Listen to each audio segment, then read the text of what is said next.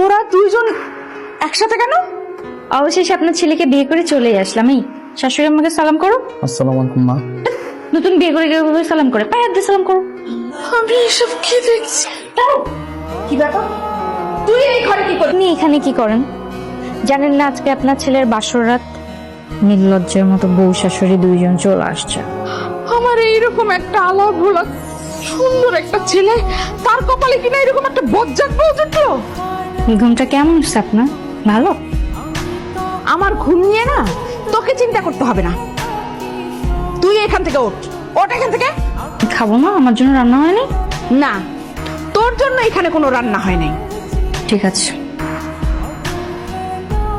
কি হলো, তুমি উঠতেছো না কেন? তুমি দেখো না এখানে আমাকে কিভাবে অসম্মান করা হয়েছে? এই খাবার তোমার গলা দিয়ে নামবে। ফাইনালি আমরা হানিমুনে যাচ্ছি তোমার মার অত্যাচার থেকে বেঁচে। কিন্তু আমার অনেক মন খারাপ, মাকে রেখে একা একা যাচ্ছি। কি? আপনি কোথায় যাচ্ছেন? কেন? আমিও তোদের সাথে ঘুরতে যাচ্ছি।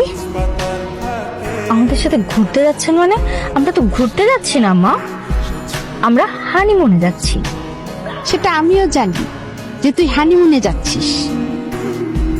তাহলে আপনি এখানে কি করেন? আপনি কি কখনো দেখেছেন ছেলের বউয়ের সাথে তার মা হানিমুনে যায়? আমি যাব না। তুই না যেতে চাইলে এটা সেটা তোর ব্যাপার, কিন্তু আমি তো আমার ছেলেকে কখনো একা ছাড়বো না, তাই না বাবা?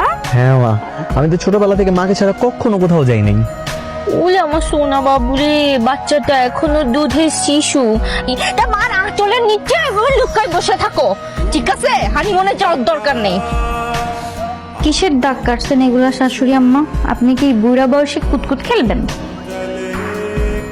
না, মা তো সীমানা দিচ্ছে। কিসের সীমানা মা?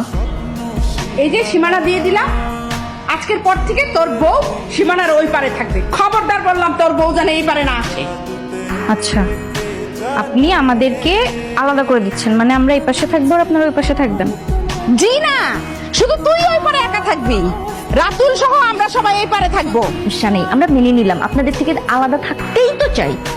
আমি হলাম এই বাড়ির নতুন বউ, আমার চেহারা হলো সুন্দর ঝকঝকে চকচকে।